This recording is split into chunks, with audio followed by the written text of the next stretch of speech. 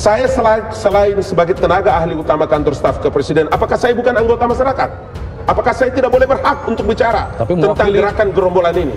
Tidak ada statement itu. Kalau nggak ada statement itu, kenapa Anda bicara hal yang privat gitu? Tentang keadaan ini? Nah, begitu. Karena itu kalau Indonesia ini kepingin aman, nggak terjadi seperti di Yaman, nggak terjadi seperti ada di Teluk, di Irak atau di Syam atau di yang lainnya. Jangan diperbolehkan aliran selain ahli sunnah wal jamaah. Jangan diperbolehkan. Jaga masing-masing daerah. Sampean ada di daerah masing-masing. Semua aliran di luar ahli sunnah wal jamaah jangan diizinkan. Kepala desa, camat-camat, jangan diizinkan. Kalau kepingin aman. Kalau enggak nanti begitu. Semua orang dikafir-kafirkan dah semuanya. Wah, ngetop kalau sudah ngafirkan yang hebat-hebat. Para ulia, Syekh Abdul Qadir Jilani kafir. Imam Busiri musyrik. Nanti ada lagi istri-istrinya Rasulullah kafir. Sayyidina Abu Bakar kafir, Sayyidina Umar kafir, Sayyidina Utsman kafir. Kafir-kafir semuanya. Ini tidak orang yang beriman. Dan itulah yang terjadi, Karena itu udah. Sekarang kita harus melindungi daerah kita masing-masing. Ini ulama-ulama harus bersatu. Nah, ulama-ulama kita mengapa berhasil dan Indonesia jadi pun dakwah?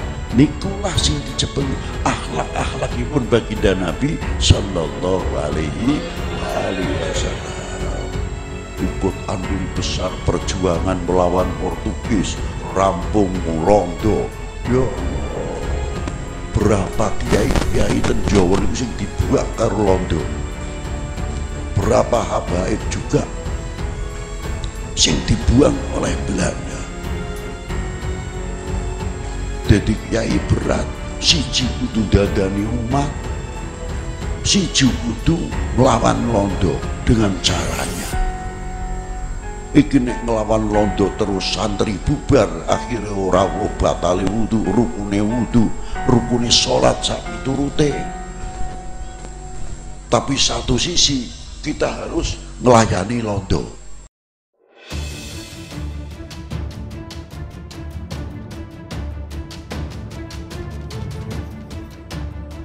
Sebut Wali Songo dari Cina, Slamet Ma'arif kelari ngabalin wali asing. Sekretaris Majelis Syuro Persaudaraan Alumni 212, Slamet Ma'arif mengkritik habis pernyataan tenaga ahli utama kantor staf Presiden Ali Mohtar Ngabalin yang menyebut bahwa Wali Songo dari bangsa Cina. Ustadz Slamet menilai pengetahuan Ngabalin soal sejarah masih minim. Ia juga menduga pernyataan yang disampaikan Ngabalin soal Wali Songo bangsa Cina tersebut jauh dari kebenaran. Ustadz Slamet menyebut pernyataan itu disampaikan Ngabalin sebagai upaya untuk menyenangkan kelompok oligarki yang selama ini menjadi junjungannya. Sehingga tidak heran jika selama ini Ngabalin terkesan selalu membela soal Cina. Terkait hal itu, Ustadz Slamet kemudian memberikan julukan khusus kepada Ngabalin sebagai wali asing. Sebelumnya, nama Ali Mohtar Ngabalin kembali menjadi pembicaraan di media sosial usai video viral. Dari potongan video yang beredar, Ngabalin menyebut bahwa Wali Songo yang menyebarkan agama Islam di tanah Jawa berasal dari Cina.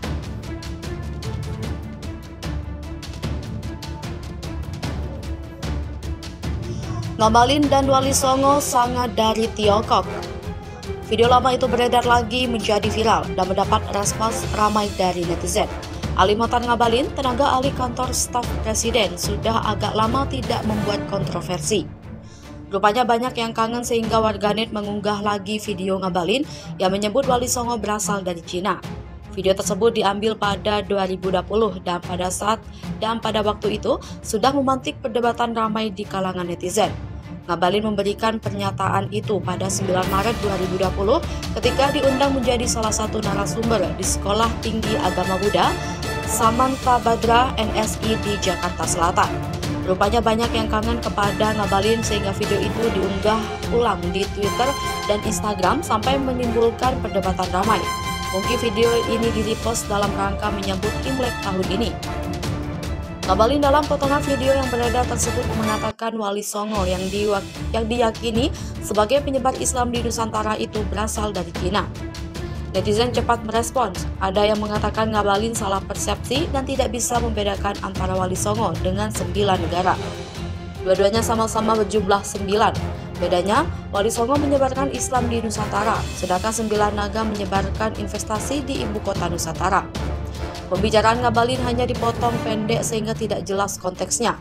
Mungkin Ngabalin ingin mengatakan bahwa etnis Cina di Indonesia mempunyai peran yang penting dalam penyebaran Islam di Indonesia.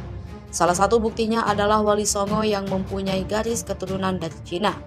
Debat mengenai asal-usul penyebaran Islam di Indonesia sudah berlangsung lama. Ada yang berpendapat bahwa penyebar Islam pertama adalah para pedagang Gujarat India. Salah satu di antara Wali Songo ialah Maulana Malik Ibrahim atau Sunan Gresik. Maulana Malik Ibrahim adalah guru bagi para wali lainnya yang dianggap sebagai ulama pionir yang menyebarkan Islam di Jawa. Asal-usul Sunan Gresik masih diperdebatkan.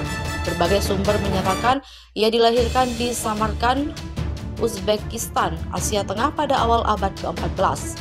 Pertama lain mengatakan bahwa sang wali berasal dari Arab, kemudian hijrah ke Gujarat, India lalu berkelana ke Malaka hingga sampai di Pulau Jawa. Terdapat penelitian sejarah yang mengatakan bahwa di antara para wali itu ada yang keturunan Cina. Salah satu yang paling terkenal ialah Sunan Ampel di Surabaya yang dikenal sebagai Raden Rahmat. Garis keturunan Cina pada Raden Rahmat menurun dari ibunya yang merupakan bangsawan kerajaan Champa. Catatan kronik Tiongkok dari Klenteng Sampokong menyebut Sunan Ampel mempunyai nama Cina Bong Swiho. Sunan Ampel adalah cucu dari Haji Bang Tok Keng, seorang Tionghoa asal suku Hui yang beragama Islam mazhab Hanafi.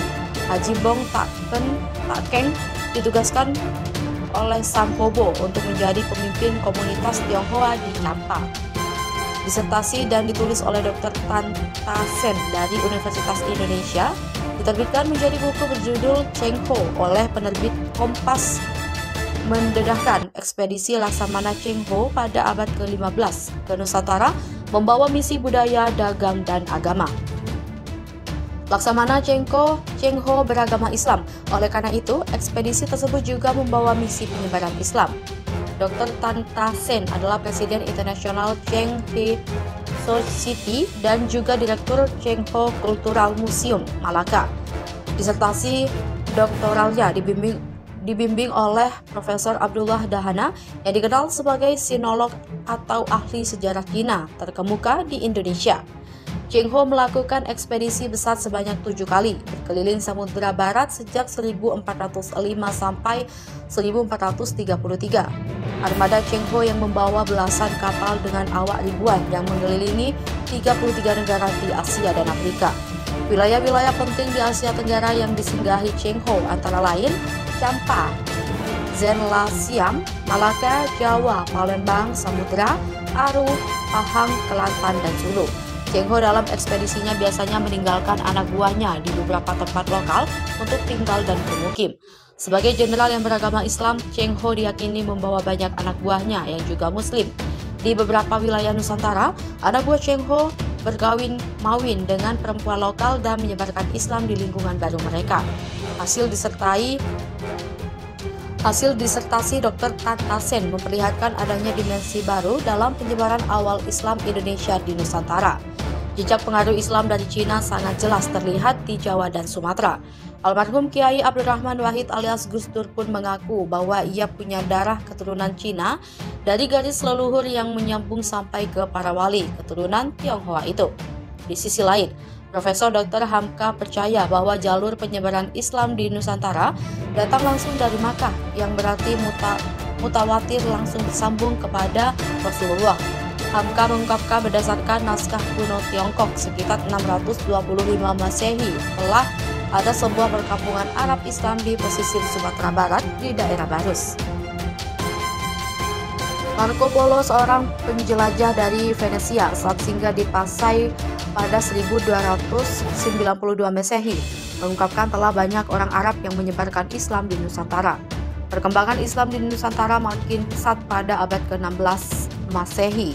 Islam telah menyebar secara merata ke seluruh wilayah Nusantara, termasuk di wilayah timur melalui Kesultanan Tidore yang menguasai wilayah Papua sejak abad ke-17 Masehi.